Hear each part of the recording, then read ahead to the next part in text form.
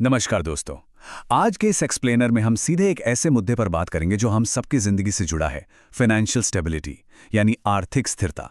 हम सब इसे पाना तो चाहते हैं, लेकिन अक्सर सही रास्ते के अभाव में भटक जाते हैं। आज हम एक ऐसा step by step framework decode करने वाले हैं जो आपको लाइफ के किसी भी स्टेज पर हमेशा के लिए आर्थिक आज़ादी दिला सकता है। तो चलिए, बिना किसी देरी के इस सफ़र की शुरुआत करते हैं। अब इस पूरी चर्चा का बेस क्या है? वो है मनी लिटरेसी, यानी वित्तीय साक्षरता। देखिए, ये सिर्फ एक फैंसी शब्द नहीं है, बल्कि ये समझिए कि ये एक मास्टर की है। बिना इसके पैसे को मैनेज करना या उसे बढ़ाना लगभग नामुमकिन है। अगर आप सच में अपने आर्थिक भविष्य की कमान अपने हाथों में लेना चाहते हैं, तो फाइनेंशियली लिटरेट होना सबसे पहली और सबसे ज़रूरी शर्त है। आज का हमारा रोड मैप बहुत ही सिंपल है। हम 3 फेज में बात करेंगे। पहला, गरीबी वाली मानसिकता से कैसे बाहर आएं। दूसरा, अगर आपकी इनकम फिक्स नहीं है तब भी वेल्थ कैसे बनाएं। और तीसरा, रिटायरमेंट के टाइम पर अपनी वेल्थ का सही इस्तेमाल कैसे करें। बस यही 3 पड़ाव हैं। तो आइए सबसे पहले फेज 1 की बात करते हैं, ओवरकमिंग द पॉवर्टी माइंडसेट, यानी गरीबी की मानसिकता को तोड़ना। क्या आपने कभी सोचा है कि कुछ लोग फाइनेंशियली ग्रो क्यों नहीं कर पाते? असल में इन्वेस्ट करने से पहले हमें उन मानसिक रुकावटों को समझना होगा जो हमें आगे नहीं बढ़ने देती। कुछ आदतें हमें एक लूप में फंसा देती हैं, जैसे इनकम के नए तरीके ना खोजना, अपने स्किल्स का इस्तेमाल ना करना, हमेशा ईएमआई और कर्ज के जाल में फंसे रहना और अपनी स्थिति के लिए बस दूसरों को दोष देना। इसके ऊपर से जीरो सेविंग्स, दिखावे पर खर्च करना और फाइनेंशियल एजुकेशन से दूर भागना, ये सब ऐसी आदतें हैं जो सच में एक दीवार बनकर खड़ी हो जाती हैं। और पता है सबसे बड़ा मेंटल ब्लॉक क्या है? हमारे समाज में फैली एक गलतफहमी। बचपन से कई बार हमारे दिमाग में ये डाल दिया जाता है कि प्यादा पैसा कमाना पाप है, या ये तो लालची और स्वार्थी लोगों का काम है। सीरियसली, ये सोच हमारे सबकॉन्शियस माइंड में बैठ जाती है और हमें सेविंग या इन्वेस्टिंग करने से रोकती है। जब तक हम पैसे को लेकर इस नेगेटिव सोच को नहीं बदलेंगे, तब तक फाइनेंशियल फ्रीडम सिर्फ एक सपना ही रहेगी। चलिए अब आगे बढ़ते हैं फेज 2 पर, building wealth with irregular income. मतलब जब आपकी कमाई ऊपर नीचे होती हो तब संपत्ति कैसे बनाएं। जब भी हम इन्वेस्ट करने की बात करते हैं तो एक बहुत ही कॉमन डाउट सामने आता है, यार मेरी तो हर महीने फिक्स सैलरी नहीं आती, तो मैं एसआईपी कैसे करूं? क्या एसआईपी सच में सिर्फ सैलरी वालों के लिए ही है? इसी भ्रम के चक्कर में बहुत से लोग कभी शुरुआत ही नहीं कर पाते। तो इसका जवाब है बिल्कुल नहीं। इरेगुलर इनकम होना कोई प्रॉब्लम नहीं है। इसका एक बहुत बढ़िया उपाय है, फ्लेक्सी एसआईपी। इसका लॉजिक बड़ा आसान है। जिन महीनों में आपकी कमाई ज़्यादा हो, आप ज़्यादा इन्वेस्ट कर दीजिए और इसके साथ ही एक मजबूत इमरजेंसी फंड बनाकर रखिए। इससे क्या होगा, जिन महीनों में इनकम कम होगी तब भी आपका लॉन्ग टर्म एसआईपी सुरक्षित रहेगा। है ना कमाल की स्ट्रैटेजी? अब मार्केट में एक और बड़ी डिबेट चलती है, मार्केट को टाइम करना वर्सेस मार्केट में टाइम बिताना।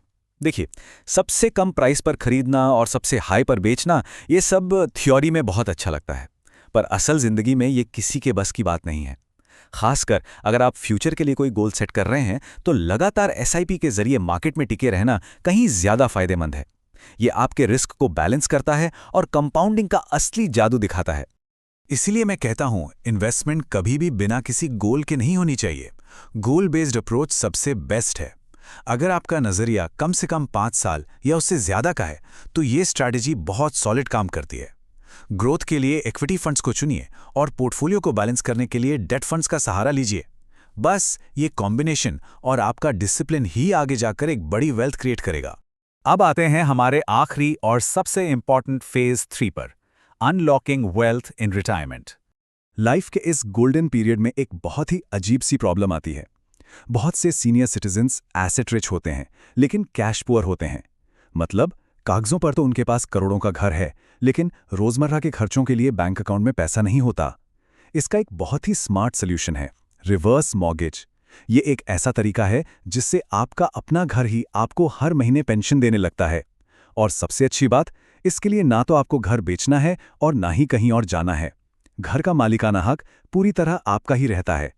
लेकिन यहाँ एक बहुत बड़ा कल्चरल और इमोशनल ब्लॉक है। हमारे समाज में पेरेंट्स अक्सर सोचते हैं कि ये घर तो हमें अपने बच्चों के लिए छोड़ के जाना है। ये फीलिंग इतनी स्ट्रांग होती है कि वो अपनी खुद की शांति और आराम को इग्नोर कर देते हैं।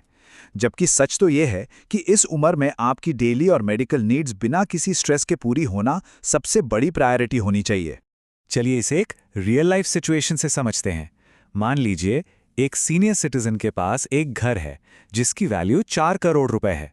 सुनने में लगता है ना कि भाई ये तो बहुत अमीर है, लेकिन असलियत ये है कि बढ़ती महंगाई और मेडिकल बिल्स चुकाने के लिए उनके पास कैश ही नहीं है।